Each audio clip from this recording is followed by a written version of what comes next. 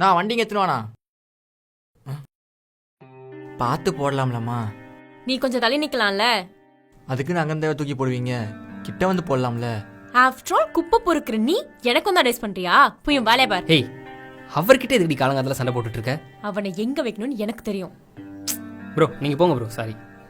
உள்ளவா லூசாடி நீனு, பாவம் அவர்கிட்ட போய் கத்திட்டு இருக்க.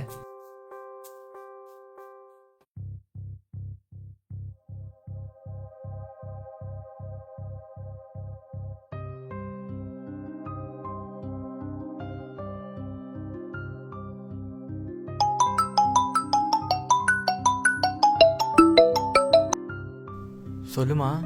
அண்ணா, காலேஜ்க்கு ஃபீஸ் கட்டுறதுக்கு நாளைக்கு தானே கடைசி நாள். அப்படி கட்டலைன்னா எக்ஸாம் எழுத முடியாதுண்ணே. நாளைக்கு ஃபீஸ் கட்டிடுவியா அண்ணா? நீ எதுக்கும் கவலைப்படாதம்மா, அண்ணன் ஃபீஸ் கட்டினேன் சரியா?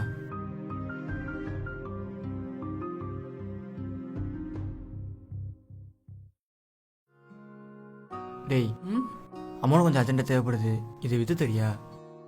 யாரோடது ராஜி? அம்மாவோட தான்டா, அர்ஜென்ட்டா ப்ளீஸ்டா. எவ்வளோடா போவோம்? என்னடா ஒரு 20,000 போகும். தம்பி, உனக்கு துப்புரவு வேலை செய்கிறதுல விருப்பம் இல்லைன்னு எனக்கு தெரியும். ஆனால் எந்த வேலையும் தப்பான வேலை இல்லைப்பா. நீ எந்த வேலை செஞ்சாலும் அந்த வேலைக்கு நீ நேர்மையாக இருக்கணும், யாரையும் ஏமாத்தாதப்பா. அம்மா உனக்குன்னு சொத்து எதுவும் சேர்த்து வைக்கல, ஆனால் உன்னை ஒரு நல்ல மனுஷனாக வளர்த்துருக்கேன்னு நான் நம்புகிறேன். நீ உனக்கு உண்மையாக இரு, மற்றதெல்லாம் தானாக நடக்கும். டேய், அந்த மோதிரம் தான் ஏன்? ஏன்டா காசு வேணும்னு கேட்டியே? இல்லைடா, எனக்கு காசுலாம் வேணாம், பார்த்துக்கலாம், பரவாயில்லத்தா.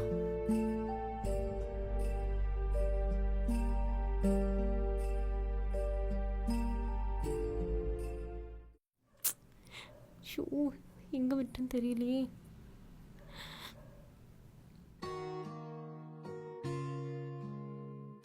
அம்மா ஏதாவது தேடுறீங்களா?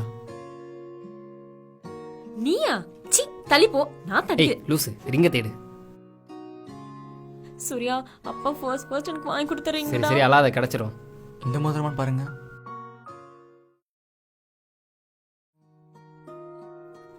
ரொம்ப நன்றிப்பா. சூர்யா, ஒரு 500 ரூபாய்.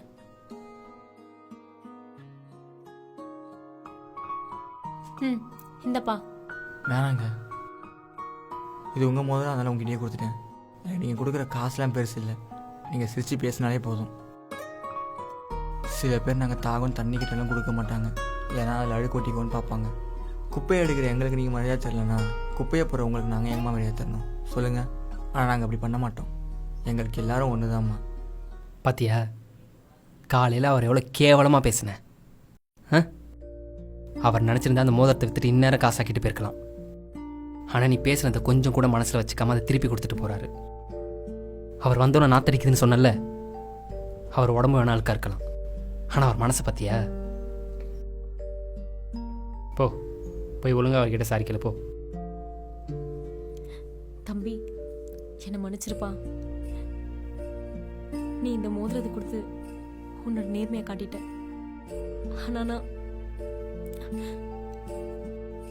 இந்த காலத்துல நேர்மையா இருக்கிறவங்க எல்லாம் கடவுளுக்கு சமம் சொல்லுவாங்க.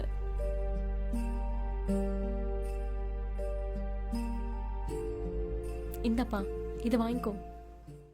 எனக்கு இந்த காசுலாம் வேணாம்மா, நான் வரேன்.